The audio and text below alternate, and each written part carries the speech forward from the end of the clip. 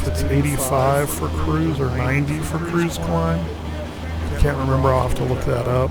Maybe on the side plaque somewhere. Yeah, there's a thing there. A label. Yeah. That's about VFR and all that. I don't see. Alright. So what you do is you always push your mixture back full before you do your throttle. Now, I sound real knowledgeable on that, but I can't tell you how to do the prop pitch. I was never taught how to do that. Well, there's no prop pitch on this. No, there's no prop pitch on this, but on other planes. Controlling the mixture, prop pitch, setting all that. Sure. I have no. I mean, I've been trying to learn that, but I was never taught how to do that. Copy. Alright, so we should actually have make an airport right underneath us. I'll have to turn out here so I can see. Oh, Tally ho. It is, we're almost over it. It's right in front of us. I was watching the town and looking for the road. You should see it on your side, 11 o'clock low.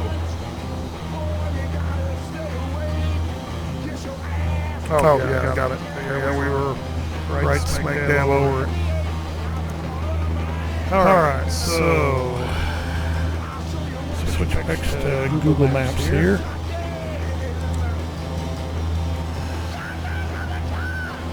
Macon, oh, the water's right there, so it's the road right below the water. There we go. Oh, the other day when we got done and I went and flew Sky Moish or whatever in Washington. Huh?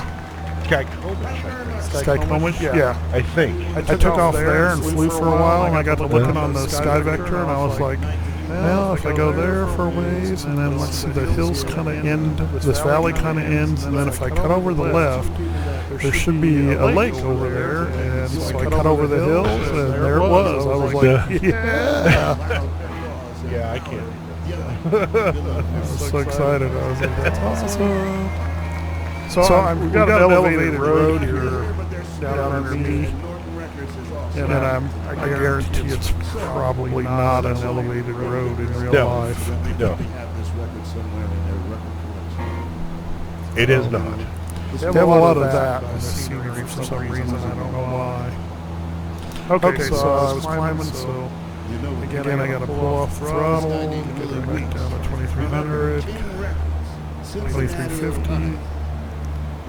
Oops. Control. Aviate. Navigate.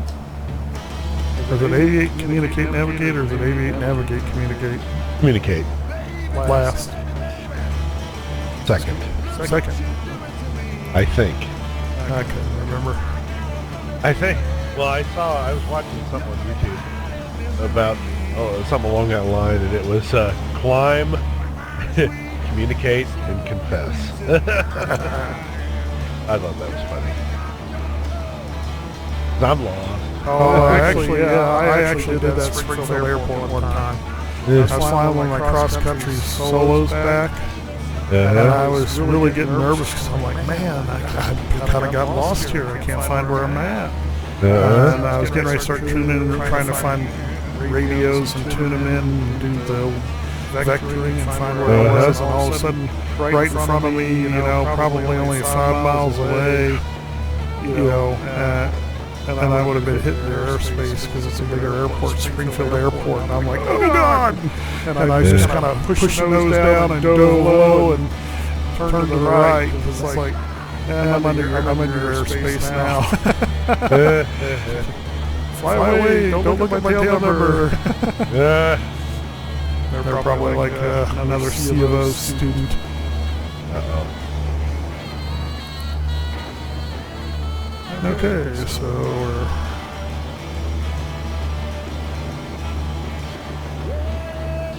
That Brookfield, Chillicothe, and then Cameron.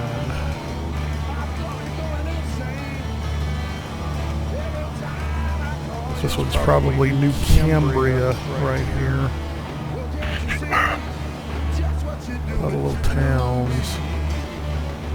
And after that, we got the Lingo and the Muscle Fork Conservation Area. In fact, if you look out here on our 11 o'clock, there's a big swath of green land forest out there. Yeah, I'm looking, but it's not jumping out at me.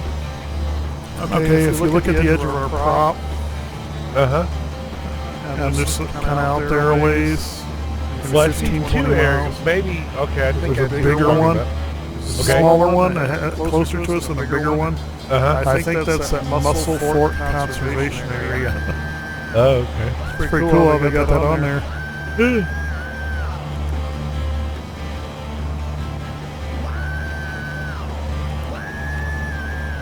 And if that's the case, Brookfield should be coming up.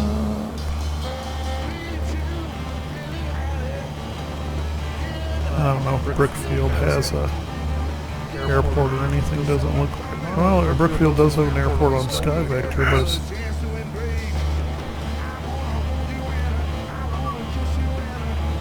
M08. Yeah, that's it on the GPS. M08.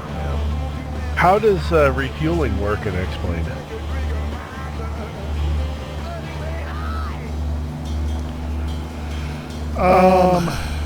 Yeah, I don't know that they have like refueling like they do in Flight Sim, where you can land at a small airport and if they have fuel, you drive over to it and stop and refuel. You get free fuel? Yeah.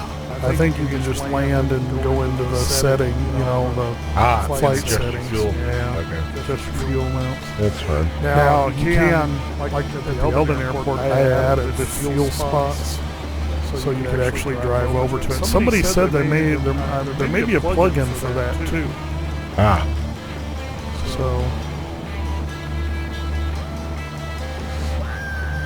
So, what's the difference between the gasoline for this and automobiles? Just the octane? Pretty much. They use 100 low lead in these, and then what are cars, about 90? 87. 87, 80. Yeah. Premium around 90. Because your Piper Cubs and things like that, smaller They need like lead.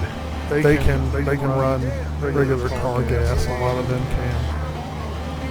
can. This stuff burns a little hotter.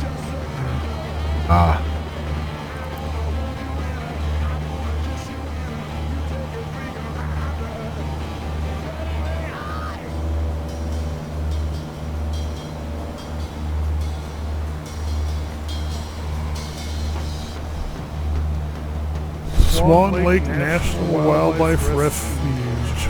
Coming up on our left too, out here.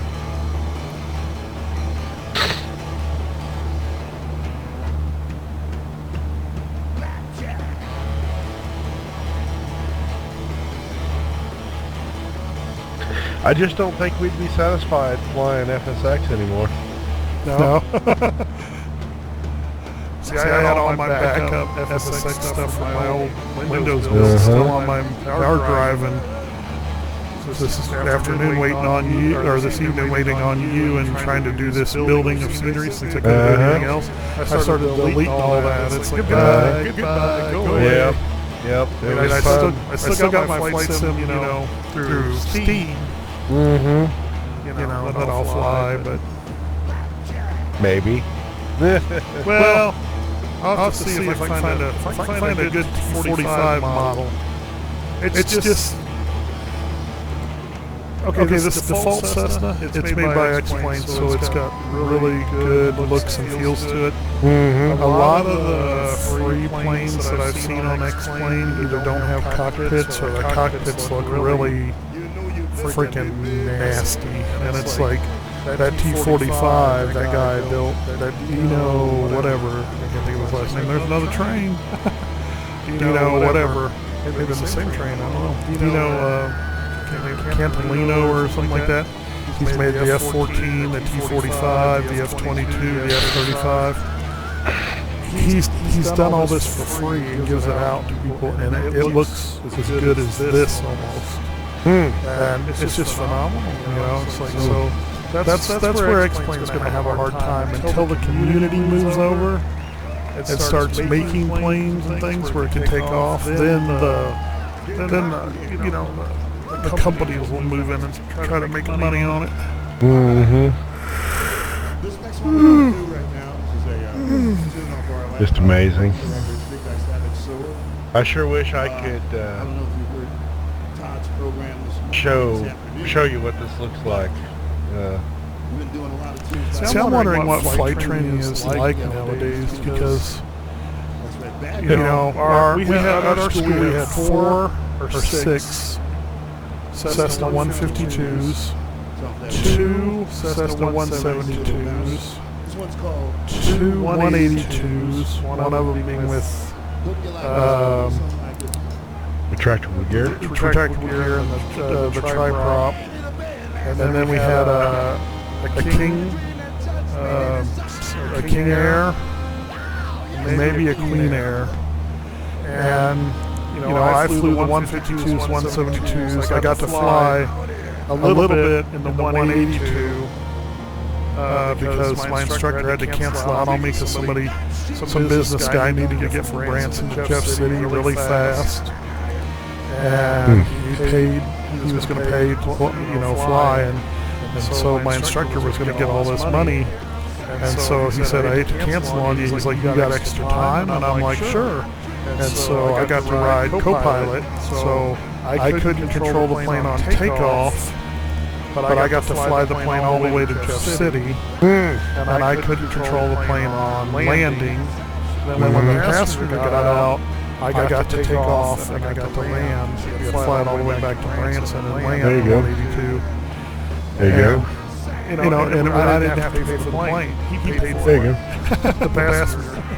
There you go. To and from. So it's like, yeah. There you go. That's the one time I got to land at Jeff City Airport. Yeah. So what does a 172 cost? Like 150,000? No, you can get used ones for anywhere from 50,000 on up. It just depends on how ratted out they are and what avionics and things like that. What about a new one? Oh, a new one? 150,000. Yeah. I don't even know if they make them now. Yeah, that's a sad thing. Because I gather our litigious society has pretty much destroyed the civil aviation industry. Oh yeah. Because I'm an idiot and I crashed my plane, so I'm going to sue you. Mm-hmm. Yeah. I may be flying a plane that's 40, 50 years old too. Because that's all I could afford. Thank God we've got the simulator. Yeah. Oh, if me and my wife made, won some lotto or something, my ass would be flying. Even if I had to pay somebody off. Nope, my health's good enough. Sure it is. Just check that box. Everything's fine. Well, actually, I could probably easily get my sport pilot license. So could I. Because it's just a driver's license. Yeah, so could I. So, But I have no spatial orientation. I'd kill myself. I immediately go tumbleweed. As soon as I get off the ground, like I said, in Eldon, it just turns to a grid of squares, and I don't know where the hell anything is. that kind of sucks. Indeed. When we were flying out in Washington with Flight Simulator years before we met with Bouncer, I'd literally have charts for the area, the real charts, and we'd talk about where we were going. We're going to take off, we're going to fly down this valley, turn this way, so on and so forth. I get up in the air and I just can't reconcile what I'm seeing in the simulator to the charts, and I would have to call tumbleweed almost immediately. It is not my gift. And sometimes even navigating here in town, I get turned around and my wife has to help me.